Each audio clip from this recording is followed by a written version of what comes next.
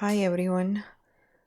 Uh, let's talk about today conditional statement and different parts of conditional statement, and talk about how to write converses, inverses, contrapositives of conditional statements. So let's work on the conditional statement first. Conditional statement is a statement that is written or can be written in if-then form. If-then form. Like when a statement is in if-then form, the phrase that follows if is called hypothesis, and the phrase that follows then is called conclusion. So, for example, I'm going to give you an example for that. I have, for example, if that's capital I, if a figure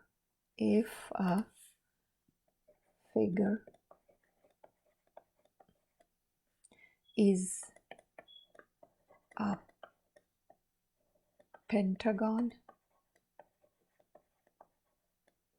okay, then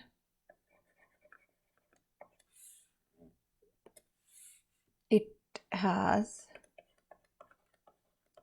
5 sides.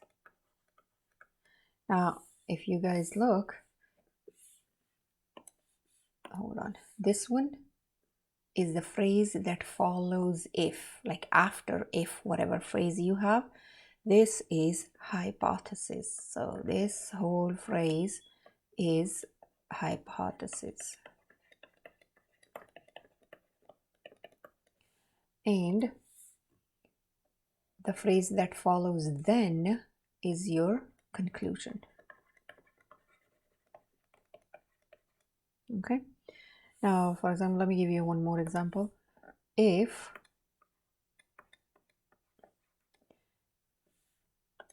it is snowing,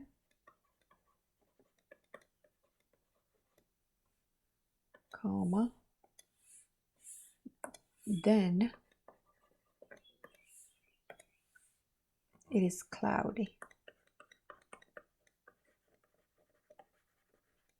Now again, this is the phrase that follows then that's the conclusion.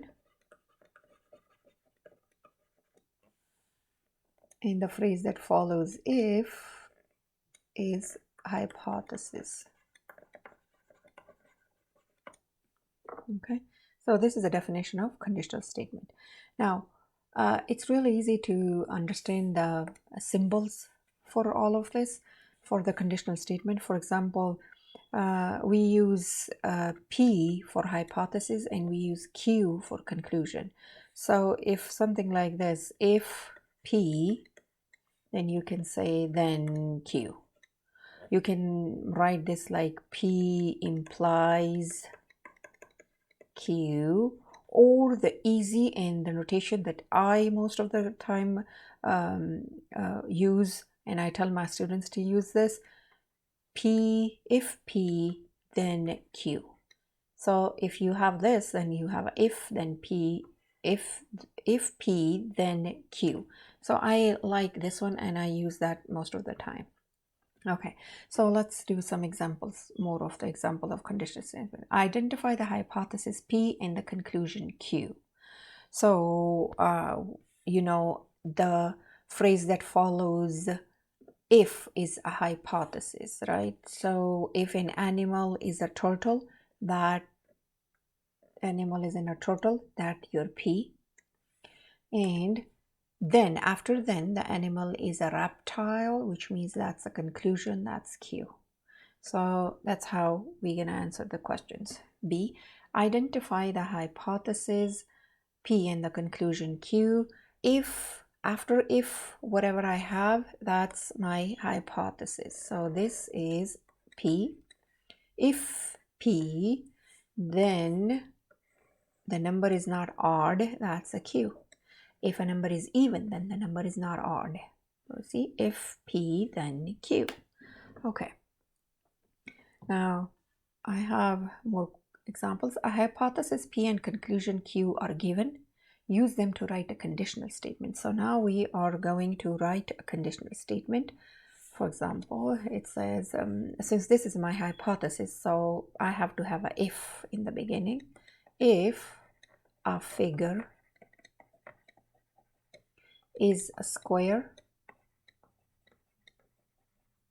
right, comma, then the figure is not a triangle. Then the figure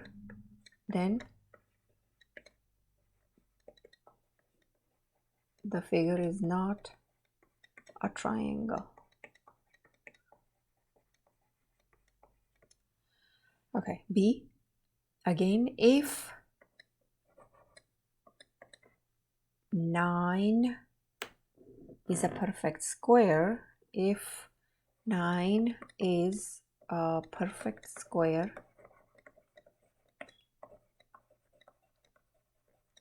comma, then 9 is not a prime number. Then 9 is not a prime number. Okay, write the following statement in if-then form. So now let's do in if-then form. Now, acute angles measure less than 90. We can say if an angle is acute, for example, if you can use your sentence however you want, as long as you know which one is if and then. If an angle is acute, right, then comma, then it measures less than 90 degrees. Now this less than 90 is my Q, and acute angle, that's P. Okay, let's go back. Now, conditional statement, true and false. How do we decide about that? Conditional statement may be either true or false. A conditional statement is true. Okay, I'm going to write this here, and please make sure that you copy it down. The conditional statement, I'm going to go CS. This means conditional statement. Conditional statement is true if every time hypothesis is true, then the conclusion is true. Then the conclusion is true. Okay, a conditional statement is false if there is a counter example in which the hypothesis, if there is a counter example. Counter example, we did this in last video. You guys can check that video up there. But counter example, like opposite example. If, for example, if I'm doing something like 9 is a perfect square, if I say 9 is not a perfect square, then it is not a prime number. That's counter example, like you go opposite. Counter example in which hypothesis is true, but the conclusion is false. And we will do example, you would know what I'm talking about. Okay, so just remember this. Let's do the examples. Determine whether each conditional statement is true or false. If an angle measures 92 degrees, then it is an obtuse angle. You know, obtuse angle means 90, greater than 90 degree. So if it's 92, then that's true. It means the hypothesis is true, then the conclusion is also true. This is my hypothesis, this is my Q conclusion, and both of them are true. So hypothesis is true, then conclusion is true, which means this conditional statement is true. So I'm going to say this conditional statement is true because all the angles measure 92 are obtuse angles. Okay. If a month begins with the letter J, then the month has 31 days. Okay, let's talk about that. Now, the conditional statement is false because the month, for example, June, right, starts with the June starts with J but has 30 days, not this. So did you guys see the if, this if portion, this whole thing, that's if, that's P, that's true. But the month has 31 days, that's the conclusion, and that's not true, right? And this is making my conditional statement false when hypothesis is true but the conclusion is false. So that's what it is. Okay, there is also something about so this statement is false. Okay, we're going to talk about negation. Negation of the statement is formed by negative of the statement. Like we use a notation. Okay, let's try negation. This is done. Negation. What is negation? When the statement, negative statement, that's what it means. And how do we write this? It means not P. And how do you read this? Not P. P means hypothesis, okay? So, for example, the statement is the computer cover is red. Then the computer cover is not red. That's a negation. The rarest blood group for human is group AB. The rarest blood group for human is not group AB. Again, that's negative statement. So this is what negation means. Okay, so I'm going to write down some really important information up here, and I want you to remember it, please. Conditional statement, like if I write conditional, and a notation, if you remember the notation, that's very good. For the conditional statement, I have if P, then Q, right? For the converse, we have if Q, then P, like you switch the Q and P, the hypothesis and the conclusion, you switch them. Then you have another one, inverse,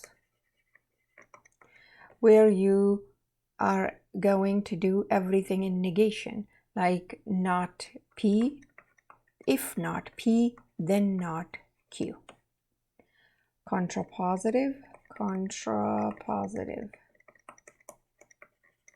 Contrapositive is not like you switch the Q and P, like the converse, like both start with C, converse, contrapositive. You switch the Q and P if Q and P, but you're going to have not Q and not P. If not Q, then not P. Okay, so let me give you an example for the conditional statement. For example, if the measure of angle B is equal to 160 degree, then angle B is obtuse, which is true, and that's a conditional statement. Let me give you for the converse. You're going to switch the hypothesis and the conclusion. For example, if I say the angle B is if angle B is obtuse, then measurement of angle B is 160, like I switch them. So that's how all of this go. So we will do example, it will make more sense. Write a converse, inverse, and contrapositive of the given conditional statement. If it is raining, then it is cloudy. We already know that's a P, that's a Q. So converse, look at the converse. If Q, then P. I'm switching. Do you see? I'm switching the Q and P. Okay, so if I switch the Q and P, then I'm going to say if it is cloudy, then it is raining. You see, I switched the Q and P. Now this is, that was the Q that I made it as a P, and this is as a P. So that's a converse. That's A, that's converse. For part B, write an inverse for it. So part B, inverse. How do we write inverse of this? Now inverse means I have not P, not Q, right? I'm not switching the P and Q. I'm just gonna make them negation, like with not P. So I'm gonna say if it is not raining,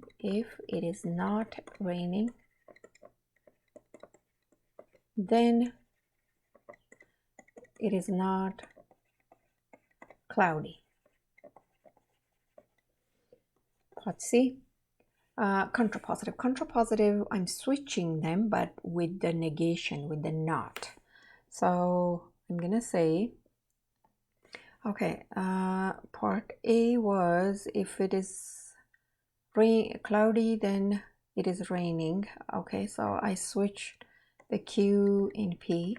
For this one, I did, the B was inverse, so I did not P, then not Q. Okay, I just want to mention these two. C is contrapositive. So contrapositive, I'm switching the Q and P and making a negation. Okay, so let's try. This is Q, so I'm going to make it as a if it is not cloudy. If it is not cloudy, then P, that P, this P, then it is not raining. Then it is not raining. So these are my examples for all of this. Make sure that if you remember, if you really remember all of this, right? So you're okay, you're good. Because in the sentence we can tell if then how the conditional statements are, but if you remember all of this, the conditional statement is if P then Q. Converse means you go opposite, like switch their places. Inverse and contrapositive, they are both negations, but this one is like I'm not changing the position for P and Q, but this one we do. Okay, if you guys have any questions, please comment below. I will help you out with a separate video. Please like my lessons and subscribe. Thank you so much.